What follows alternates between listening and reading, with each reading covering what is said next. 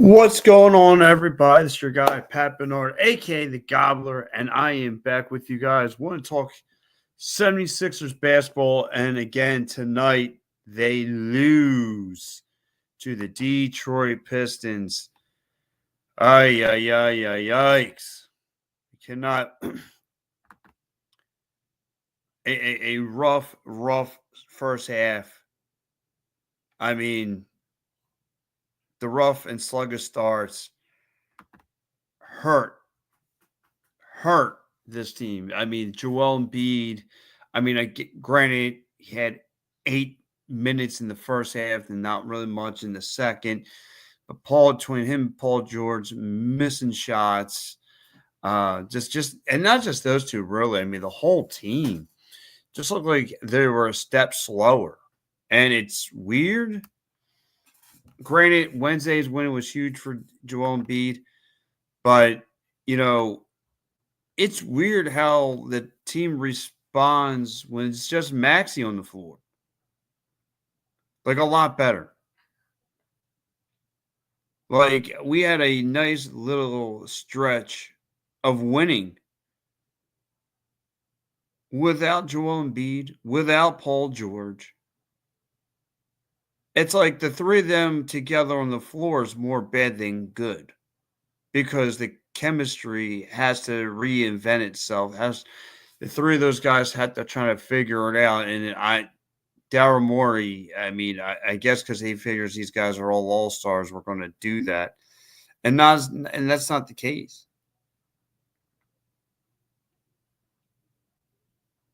I mean, it was a bad night, not for the Detroit Pistons, because that first half they took them right to the woodshed. The Detroit Pistons took the 76ers to the woodshed. Spanked them, waffled them, hurt them. Detroit Pistons were on their A game, getting boards, shooting from beyond the arc. They pretty much had this team almost at a 30-point deficit. That first half, I think, for the Detroit Pistons was their largest deficit. And mind you, no Cade Cunningham, their best player. I looked at this on paper. Okay, the 76ers got a decent shot, and I was wrong.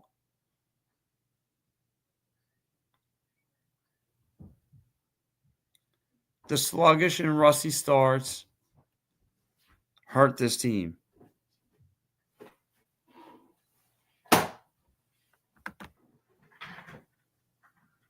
It hurt them. I mean, guys were making their point. Guys were making their shots, and especially this right here, Malik Beasley.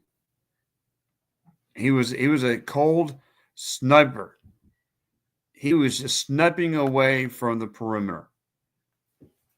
Had 9 threes in this game. 9 threes. I mean, that's sick. For somebody to unload 9 threes on you, and you just sat there, and you just took it on the chin. You just let him do whatever he wanted.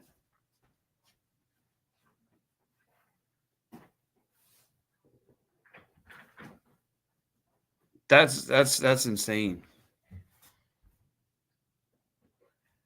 They just let him do whatever he wanted.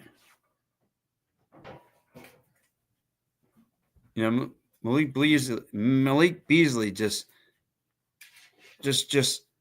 was on that perimeter all day long and shot well from beyond the arc.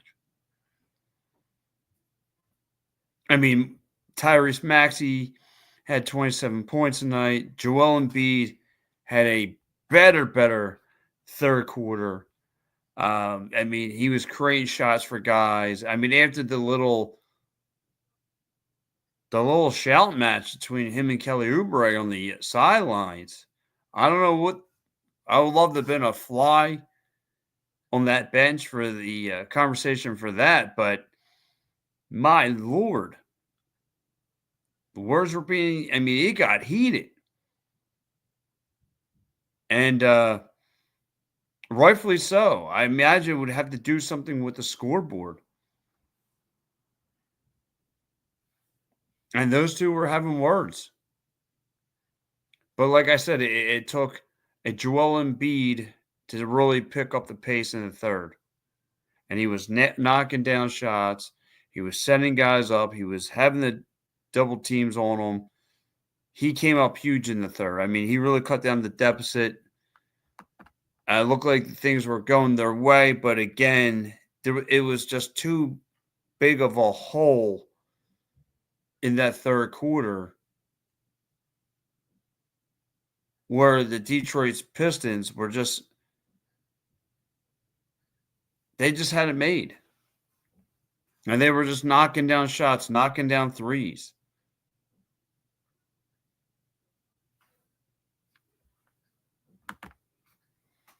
And Tobias Harris comes back to hurt his old team, and he did. Had 22 points tonight. You know he went to sting the 76ers. You know he had every intention to sting the 76ers. And he did. And he shot pretty well tonight on his old team.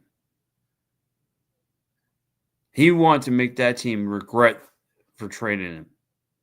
And you heard it through the ESPN commentary. And I'm going to paraphrase it. You know, he was the whipping boy whenever there was a loss, and he was. But this time you can't call him the whipping boy because he ain't the whipping boy this year.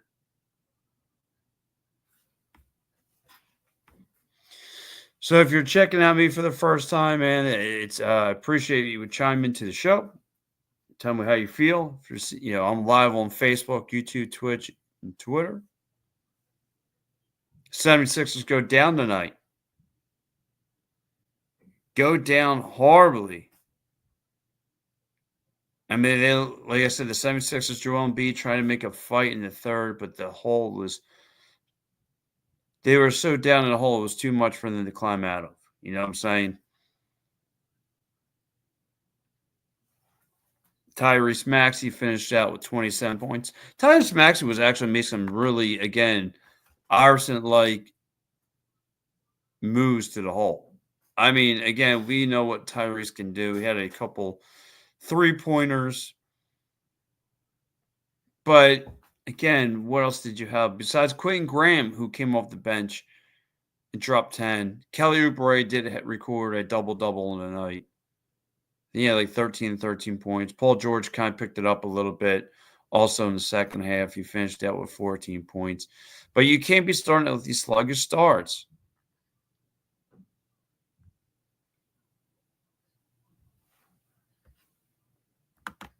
The sluggish starts hurt this team. And this team needs to get together. Get together. You know, this team looked horrible today. They look like they played one quarter of basketball. They let Mikal Beasley wide open on the perimeter. Again, that kind of falls back on Nick Nurse. This is his MO. There has been, I mean, he ran with the 3-2 defensive zone in the first half. But where's, like, I don't get it. Like I just mentioned, I seen a solid 76ers basketball team in last week without Paul George, without Joel Embiid. And it's like I figure these guys have to try to reinvent team chemistry. It's not panning out because the injury bug has played a huge role. And I want to know about that injury bug because it had to take for Joel Embiid because he's on men's restrictions. Bona got hit in the face. Then out of nowhere, okay, now let's go run Drummond. It stands very odd to me. It's very odd to me. You're telling me he's injured. You're telling.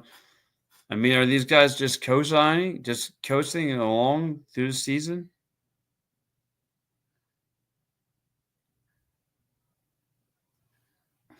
It's terrible.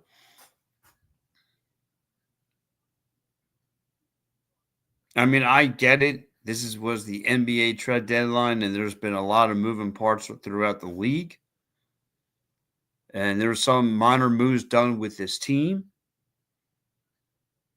bringing in Quentin Grahams and a couple other pieces, but still, I mean, it's not like we didn't have Maxey out there. I mean, because Maxey is really just putting this team on his back and shooting for the stars. It's almost like a hockey line, right? If he gets put with that top line, he doesn't. I mean, he performed well, but his superstars are not because the injury and they're in and out through the whole league and the whole year. It's not paying off like it's supposed to be. The team chemistry when those two guys on the floor and guys got to kind of reinvent and trying to figure out their roles, it's painful. It's a painful product. Now, like I said, Joel Embiid had a terrific third quarter. Again, that's what makes this team. He finished out with over 20 points, 23 points to be exact. But still, that's not going to get the job done.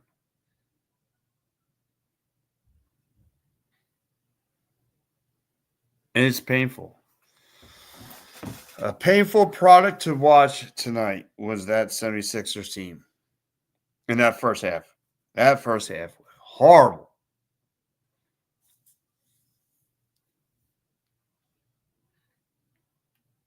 So I'm going to go with my player of the game, Tyrese Maxey, for the 76ers, who if I went to go overall, would probably go Malik Beasley, just being a sniper.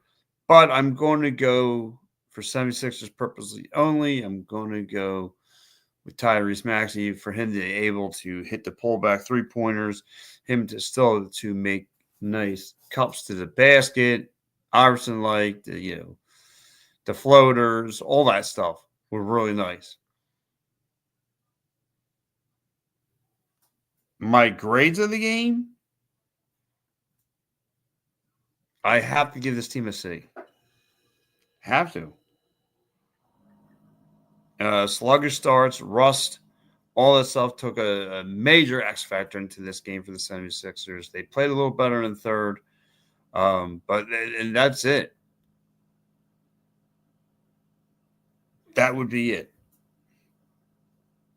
Because Paul George, I mean, they even showed you, just sluggish, rust between your two stars was showing that first half. And them not guarding the perimeter hurt it. Now, let's go around the league a little bit, shall we? All right. Today, you had the Cavs down in D.C. won 134 to 124.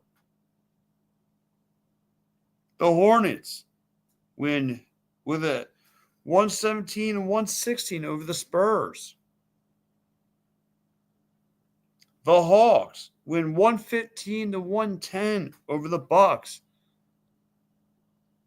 Nice little upset there. The Nets winning 102 to 86 over the Nets. The Pistons beat the 76ers 125 to 112.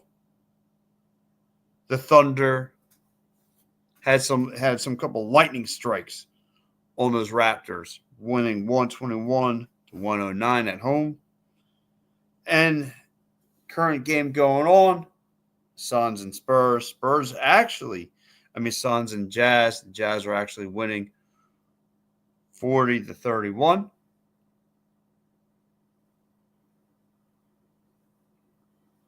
And that'll be it. So,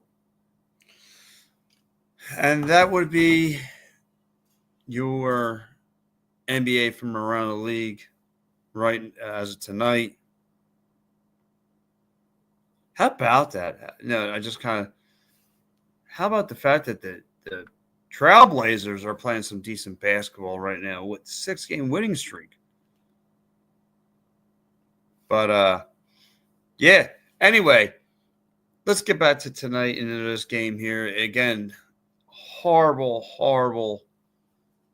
first half. The 76ers trying to make this a game. They really couldn't do it. I mean, it just they just buried. They got buried tonight. Just them being sluggish and being a one step back and just being off tonight. And it stunk.